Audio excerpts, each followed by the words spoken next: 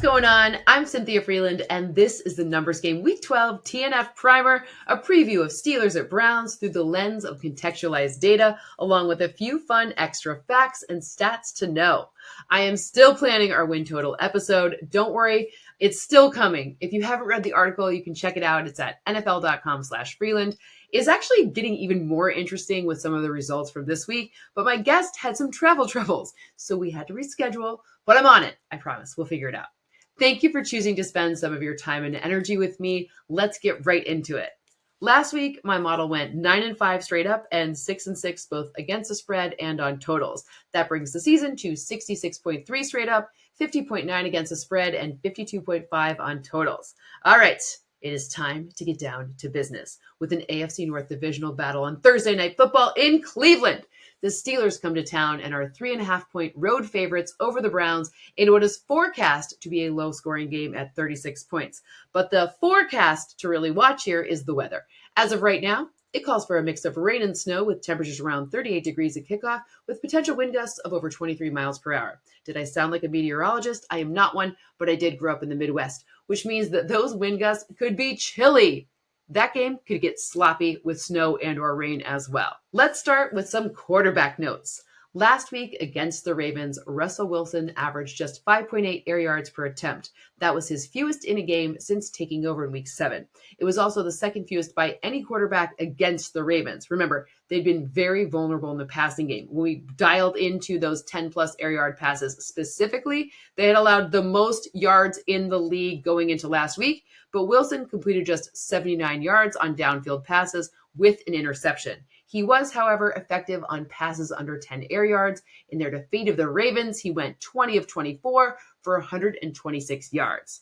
I think we should keep watching out for special packages using Justin Fields. Maybe not necessarily in this week, but his 2 rushes for 9 and 8 yards respectively could be the kind of change of pace plays against excellent run defenses like the Ravens in future weeks that add those extra few difference-making first downs. Last week against the Saints, Jameis Winston saw his season high in air yards per attempt with 11.2. He earned 205 of his 395 yards on downfield passes, and both of his touchdowns were on 20-plus air yard passes.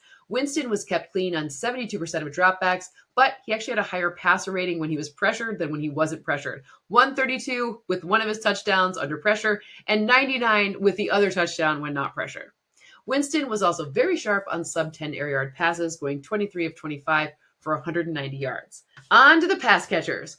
George Pickens saw the most attention from Baltimore's defense. He had the lowest average yards of separation for anyone on the team at just 1.7 yards, but he still caught 8 of his 12 targets for 89 yards. Najee Harris actually had the second most targets last week at 5, and he caught 4 of them for 30 yards. For the Browns, Jerry Jeudy had an 89-yard touchdown reception against the Saints. That is the 3rd longest of the season so far. His total was 142 yards, with 73 of them coming after the catch.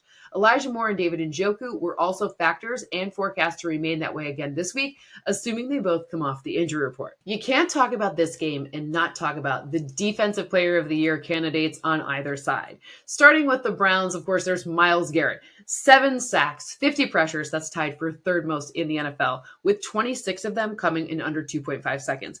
Quick pressures, big deal. He has been right atop the league all season long in this metric. Now on the other side, you got TJ Watt, 7.5 sacks, and he happens to have the best run-stopping EPA among all edge defenders at negative 24.3. Not breaking news, both of those guys are excellent, but let's do a little bit of a scouting report overall of the defense so we can find some areas for the offenses to exploit. Starting with the Steelers, let's look at their missed tackle rate. Not a good place to exploit. It is the lowest in the league at 10.1%. However, on the other side, the Browns have the highest missed tackle rate, 16.2%, and it follows that they have the most yards given up to missed tackles at 759. However, one interesting place that you can maybe look to exploit a little bit of the Steelers' defense is the fact that they're not getting a lot of unblocked pressures. In fact, they ranked 32nd in the league with just 11 unblocked pressures and only one of those resulting in a sack. I realize they do not blitz very often at all. However, I wasn't expecting it to be 32nd or last.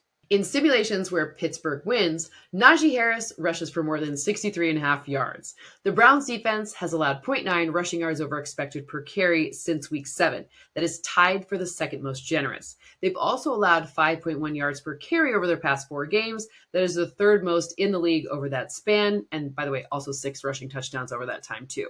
If you only look at their past 3 games, the numbers actually balloon. For example, rushing yards over expected per carry goes to 1.5 and is the highest in the NFL. In simulations where Cleveland wins, Jameis Winston does not throw a pick and also connects with his receivers for more than 206.5 yards. Sometimes those two things don't go together. The more you pass, the higher your odds of throwing an interception, but in this case, he has to do both. Let's dig one level deeper for why. Right now, when defenses don't blitz, Jameis has only a 78.7 passer rating that ranks 34th among quarterbacks who've taken at least 50 dropbacks this season. He has 4 touchdowns and 3 interceptions, along with a sub-60 completion percentage. The Steelers only rush 4 at the 8th highest rate, 73% of the time. But Winston always has a wide spread between the top and bottom of his projections. But my math shows that one way they can get to the win side is if he can find and stay in rhythm when the Steelers do not blitz. Bottom line, both defenses can get got in yards after the catch. In fact, they're separated in yards after the catch over expected by 1 yard. The Browns have been the 5th most generous with 254, and the Steelers rank 6th with 253. The Browns have given up an explosive or 15-plus yard reception about 17% of the time, and the Steelers have fared just a little bit better, allowing such receptions just 14.5% of the time. Between the weather and the injury report also showing that a lot of the Browns' key pieces are at least questionable, if not already gone. By the way, left tackle DeJuan Jones, gone for the season. Tight end Jeff Swain, already ruled out. A few more to watch. Jed Wills, Denzel Ward, Greg Newsome, Joel Bitonio. I already told you about the pass catchers.